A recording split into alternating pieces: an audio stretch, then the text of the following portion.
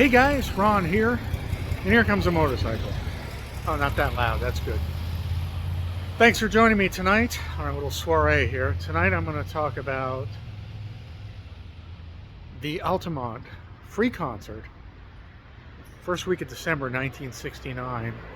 And in many ways, Altamont is known symbolically as the end of the 60s, meaning symbolically the end of the so-called peace and love and non-violence era. Non-violence, I mean, the Vietnam War was going on, but it was a violent end to a violent decade, and it was a very strange time. And what happened specifically, the worst event there, oh man, I gotta fix his hair. Yeah, looking like Ed Grimley there, if you remember that. That's a Martin Short character from SCTV and later Saturday Night Live. Check out Ed Grimley, pretty funny. But anyway, the event that Altamont unfortunately is remembered for was the stabbing death of an 18-year-old named Meredith Hunter by a Hell's Angel who was acquitted in trial, called self-defense. I don't think that would fly anymore, but it was, and that was the end of it as far as I know. So let's talk about why Meredith Hunter was killed. Let's talk about a little bit of who he was, why the Angels were there as security, and what the concert was all about. So we're going to talk about Altamont, December 6th, 1969, and what happened. So let's get a little background to it. So Altamont was a concert conceived of by the Rolling Stones and their organization. Now, it was a very tumultuous year, for the Rolling Stones. In the springtime, they had fired the founder of the band, Brian Jones. I've actually done a vlog on Brian as well, because Brian's substance abuse and emotional instability basically made it to the point where he couldn't function within the band anymore. And also, he had a couple of drug busts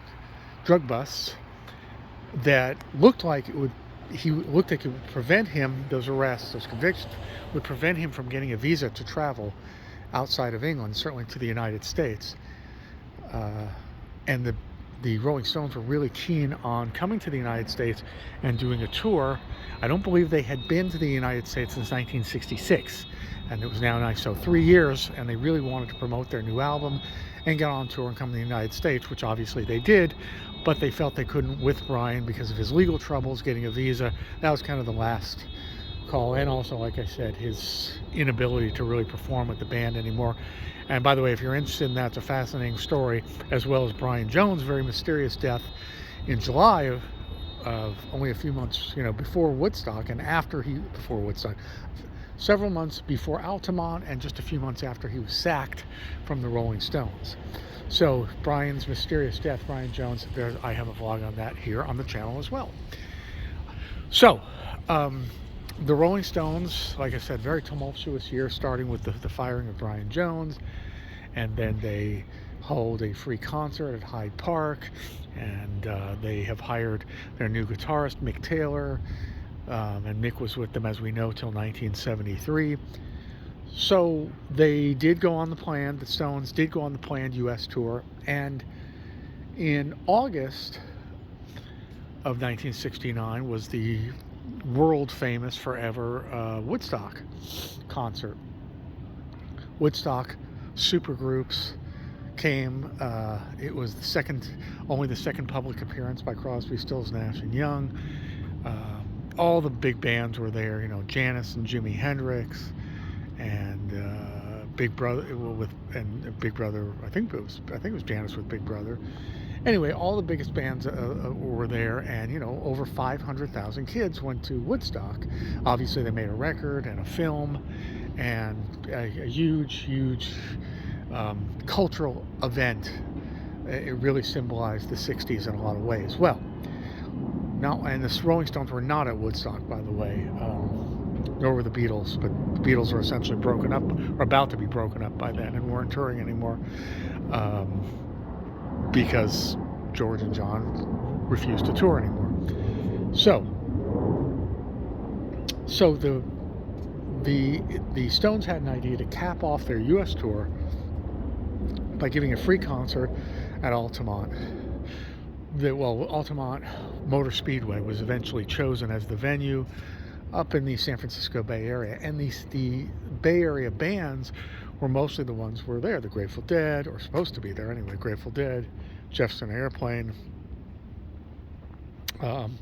Crosby, Stills, Nash and Young, who did play there, and the Stones. So we have this free concert with these humongously, is that a word? With some of the most famous bands of the day, some of my favorite bands, great music. I don't know if Janis was there. I'll have to look at all the participating acts, but it was meant to be. And why was it a free concert? I don't know. If anybody knows, let me know in the comments, because it's certainly, I mean, Woodstock started out as charging for bands, but they didn't anticipate 500,000 people, so eventually they kind of knocked down the fences and stopped charging people to get into Woodstock. But Altamont was always charged. It was always meant to be a free concert, so I'm not sure why. Maybe it was just to promote the Stones' new record, but so be it. It was going to be a free concert on the Altamont Speedway at the very end of 1969, a couple weeks before Christmas.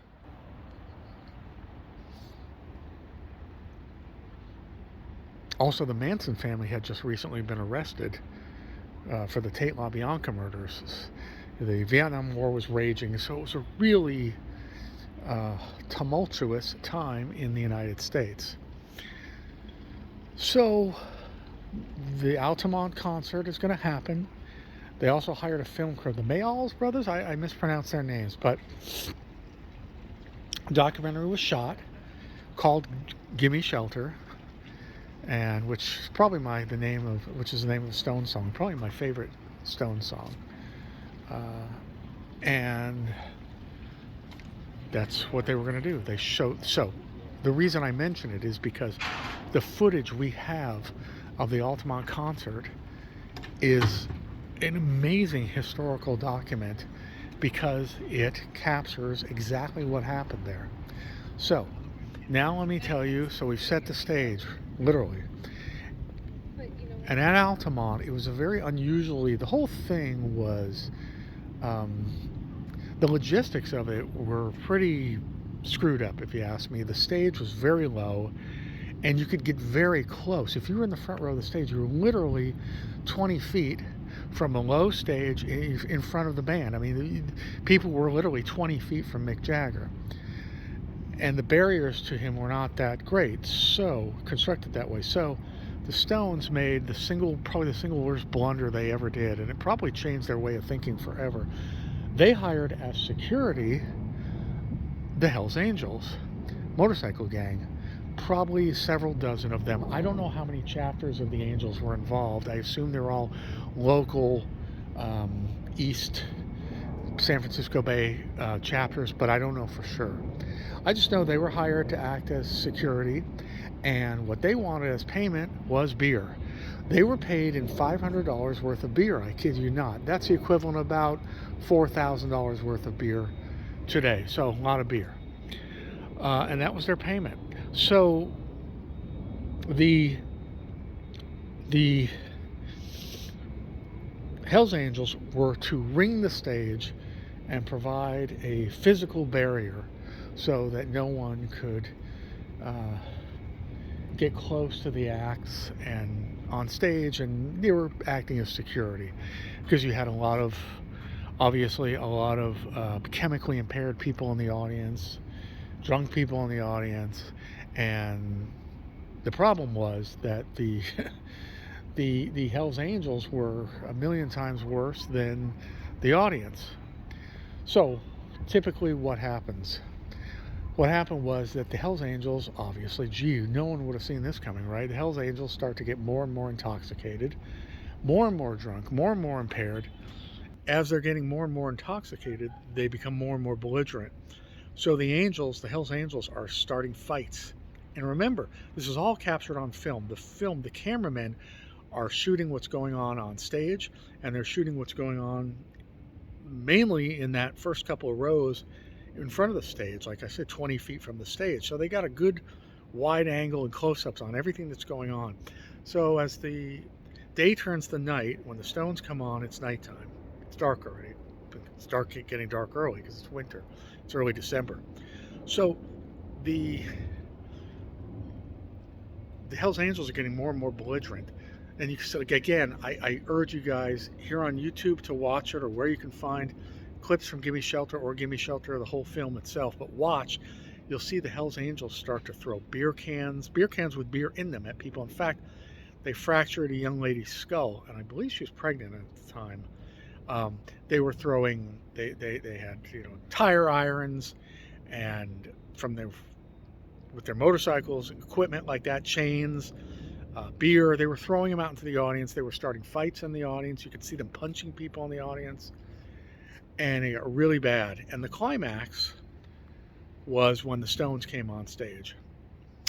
The Stones came on during their third song was "Sympathy for the Devil," and a fight or fights started breaking out front, in front of the stage. And you can see it on film. You can see and hear Mick Jagger imploring the audience to be cool, be groovy, relax. I'm paraphrasing, obviously, but he's really trying hard to get the audience to really settle down and to stop, and saying, you know, if you don't stop, we may not be able to continue. The tension is building, and at that point, up steps Meredith Hunter. Now, let's talk about Meredith Hunter. Meredith Hunter was an 18-year-old from Berkeley, also East Bay. Now, Meredith brought his girlfriend with him, and his friend's girlfriend. So two couples go to see the concert, to come up from Berkeley to Altamont to see the concert. Now, according to Meredith's sister, she said that the sister told Meredith he should bring his pistol. He should bring his gun, because that part of the East Bay could be racist, have racist attitudes towards him, and the fact that, yes, because Meredith Hunter was a black man. And not only that, but Meredith's girlfriend, Patty, was white. So, Meredith's sister claims that she told him that the combination of, you know, racist attitudes possibly in that area, plus the fact that his girlfriend was white, may, you know, cause trouble for him, and then he should bring his pistol to defend himself. So, unbeknownst to everybody, until the last 2 seconds of Meredith's life, he brought his pistol with him. I don't know whether Patty knew he had his gun with him or not. So, Meredith was high. He was on speed, and God knows what else. We know he was on speed because the coroner detected it in his system later. So, I think it was between Gimme Shelter, the third song, and I believe Under My Thumb followed Gimme Shelter as the fourth song in the set. Meredith comes forward, and I mean, you couldn't miss the guy. He was wearing like a lime green suit and a green hat. So picture this, an entire green outfit. And he comes up to the stage, and there's like a box with some speakers on it for sound, and he gets up on the speaker, and he's very close to the stage, and the Hells Angels promptly throw him off the box, punch him, and throw him out into the audience. Now, again, was part of it because the all white, as far as I know, the all white Hells Angels were, displaying racist attitudes towards him, because here was Meredith, probably one of the fewer black people in the audience, I would imagine, because his sister said, you know, it's bands like the Rolling Stones, the Airplane, the Dead, CSNY, you'll probably be the only one of the few black people there, and she might have been right. So was it because he stuck out because of his race? Was it because he in the green outfit that he was acting, they thought he was too showy. Was it because he was actually acting dangerous or threatening? We'll never know because there are conflicting stories about that. Okay, so after he's beaten up by and kicked and beaten up by the Hells Angels, thrown back into the audience, according to Patty, his girlfriend, he went crazy, meaning he was livid with anger about what the beating he had just taken. So he approached the stage again.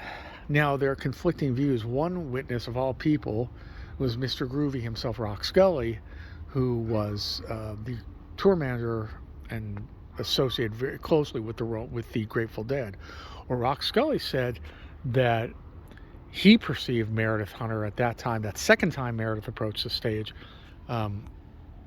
being quite dangerous. He said that Meredith looked crazed, intoxicated, which I think is ironic because who wasn't intoxicated that night, including probably, I'm sure, Rock Scully.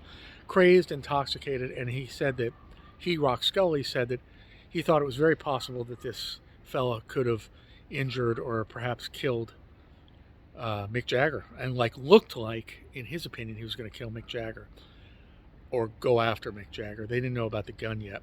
Now, other people say that he looked upset but straight, not intoxicated to the point of being really intoxicated. But Patty, the girlfriend, says not only was he livid, she said he was so high he could barely walk. So obviously the speed in his system, the methamphetamines and God knows what else, played a part in all this. So this time he approaches the stage for a second time. And you can see this perfectly on film. In fact, I saw a clip where they freeze-framed the most important part. Patty is trying to get control of Meredith and keep him away from the stage, and she's trying to calm him down and pull him back into the safety of the audience where they had just been a moment earlier. You can see her doing that. Then you see him raise a gun straight up in the air. Now, some people say, actually in the film it said that there's a slight orange discharge that looks like the gun firing, but the film quality from 1969 is not great. It was not great enough. It is not great enough to determine whether that was the gun discharging or not. And no one has said it is discharged. In fact, even the Hells Angels never said that the gun went off, but it's another mystery that we'll never know.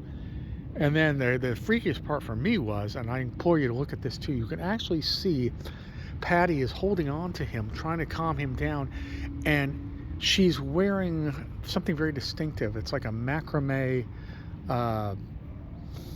vest. So it's white with these big loops on it, and it provides a great light background against the gun that he's holding. And you can see his hand go down and the gun against her white vest.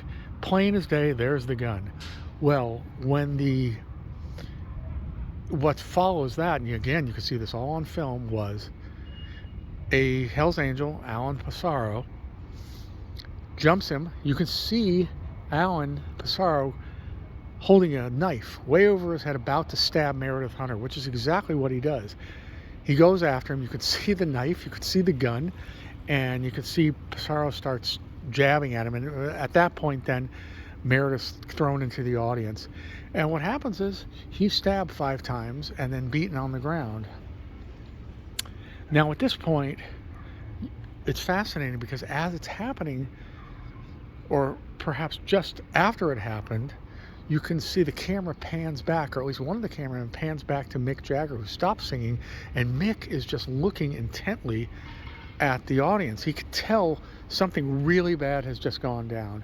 And at that moment, and this is great in the film too, you can hear Keith Richards saying, if you don't stop, we're not going to do this. And Mick is talking on the mic, and Keith Richards is talking on the mic, talking about the crowd being unruly. And at that moment, someone comes on stage, I don't know who it was, but he says, yeah, well, and you can hear him over the microphone that the singers are singing off. He says, well, somebody has a gun in the audience. And Keith is saying, oh, a gun, oh, God, oh, great. And that was it. Now, what followed was amazing, because the film crew also has footage of Patty being comforted by an unknown woman, don't know who she is, but she's saying it's all right, it's all right. And the freakiest thing was, you can see again footage of Meredith being wheeled into the ambulance, but he's in a body bag. He's covered, his face and head is covered, so clearly he was already deceased. But Patty is hysterical, and she's filmed there being comforted by this other person. I would imagine it's probably Meredith's friend's girlfriend, the second half of the foursome that went there, and she's saying, I want to go with him, I want to go with him. And I assume she means the hospital in the ambulance. And I don't know if they let her or not. I don't know what but it's all there on film in real time. It's really, really unbelievable. And it's unbelievable that it's on film in real time, because this is 1969, folks. No cell phones, no video cameras, personal video cameras, camcorders. Remember those, if you're old enough to remember those? 90s, 2000s, 80s.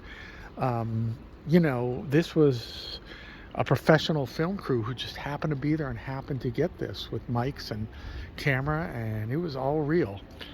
Oh, it was really an amazing historical moment, and I believe it's the Gimme Shelter film itself that when they're editing it, they have, I believe the film opens with Mick Jagger watching the footage and with them freeze framing as to what happened. And a look of, horror on his face, obviously. Jagger really hasn't spoken much about it. I think he spoke in 1995 and said, well, what do you expect him to say? He didn't believe it was their fault. It was a terrible tragedy. I mean, what's he going to say? But it certainly was obviously a big mistake to hire the Hells Angels as security, in my opinion. And like I say, Pissarro was tried and was acquitted. They called it self-defense, which, there's no footage of him pointing the gun at Pissarro or at the stage or anybody. So I think he just, in the air and then down by his side. And when it was down by his side, he was attacked and stabbed and killed. So I don't know. In fact, today it would probably be called a hate crime. I don't really know what to tell you other than that was the end. That was the end. And it was really a bizarre thing. And like I said, it's known symbolically, Altamont and the unfortunate death of Meredith Hunter, as the end of the 60s. The end of peace and love, and moving into the me decade of the 70s. I mean, there have been other incidents. At a David Cassidy concert, a girl was trampled to death. Now, she did have underlying, I don't remember, did she have a heart attack? She had some underlying health conditions, but it was horrible, and it was also kind of a symbolic end to the end of Cassidy's touring. He wanted to go to the funeral, but he said that he would, if he went to the funeral, it would all be about him and take away from what happened to the poor girl. So, I remember at a Who concert, I remember there were people trampled in, I think it was a Riverfront Stadium, decades ago, 79, maybe. Terrible things happened, but this stabbing captured on camera at Altamont was really, it's history, folks. And again, like I say, watch the film, watch the documentary, watch clips here on YouTube, and you will see it happen. Anyway, another subject that just fascinates me. So, obviously. So, okay, I guess I'll call it from a cold marina night here, guys. My name is Ron. Thank you very much. This was a long one, but thanks. If you stuck with it, thanks. I appreciate it. Please do subscribe to my channel if you can. If you do, please hit the little bell icon and you'll be notified when I post. Please give the channel likes. That moves the algorithm through YouTube. And also comment in the comment section if you see fit. I will see you guys at the next location. Thank you very much. And yeah, bye-bye. See ya.